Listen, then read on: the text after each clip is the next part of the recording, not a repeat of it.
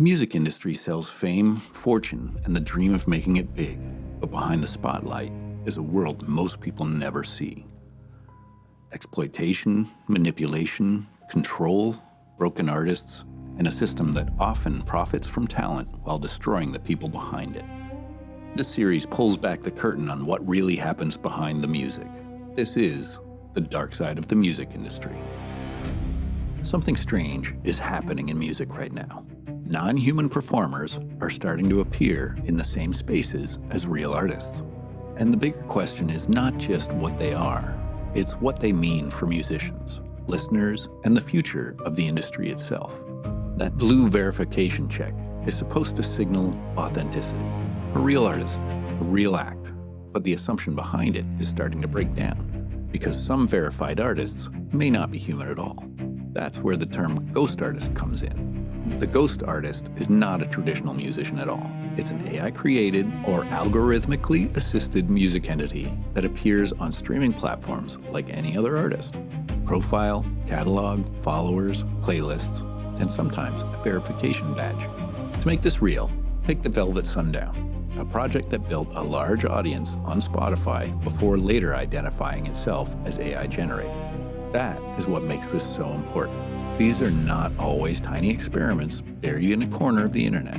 Some are operating at real scale. And that is the shock factor. A verified popular artist with a major following, but no human members behind the identity in the way listeners assume. The brand exists, the catalog exists, the audience exists, but the artist, in the traditional sense, does not. And this is not just one weird case. Projects like this are part of a growing category that includes fully AI-generated acts, partially AI-generated acts, and increasingly blurred identities where the line between tool and performer is getting harder to see. Once you step back, the ecosystem becomes clearer. There are platforms where this music lives, the AI acts themselves, the labels and investors backing them, and the industry infrastructure that can promote, package, and scale these projects just like any other commercial act. And the money tells you this is not a novelty. When AI-linked acts are attracting serious label investment and multi-million-dollar deals, this stops looking like a gimmick and starts looking like a strategy. This is where the controversy really begins. The facts are clear enough. Verified AI artists exist. Some have large audiences. The real money is being invested in them. And some have large audiences and real money is being invested in them. The claim goes further, that AI artists could be used to avoid paying human creators, flood playlists, and blur the line between authenticity and deception. Financial logic is obvious. Streaming already pays most artists very little.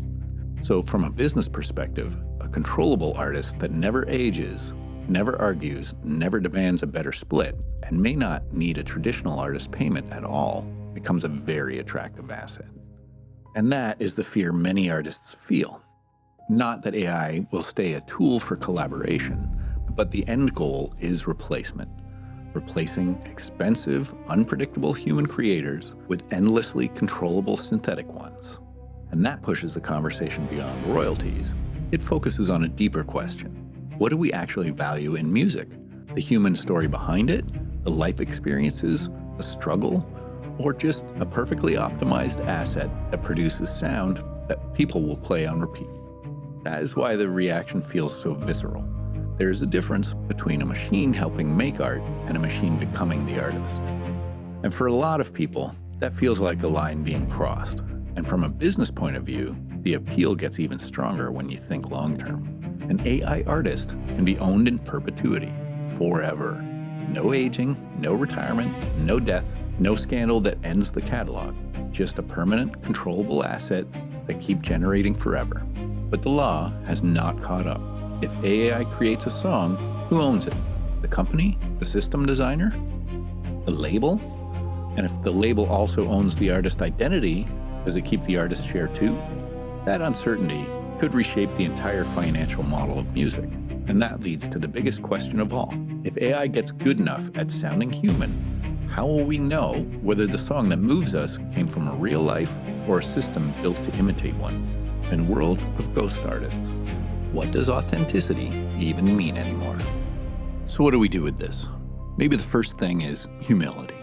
A lot of people talk about songwriting like it's just skill, practice, and craft. And of course, those things matter. But when the artists themselves describe moments of receiving songs rather than building them, it raises a bigger question about what inspiration really is. That doesn't mean you panic every time a melody shows up in your head, but it does mean artists should be careful about what they open themselves up to, what they normalize, and how casually they treat the source of the thing they are channeling. Because the dark side of the music industry may not just be about business. It may also be about influence that enters through the creative process itself. And if influence can move through the creative process, the next question is even more unsettling. What happens when the artist is no longer needed at all?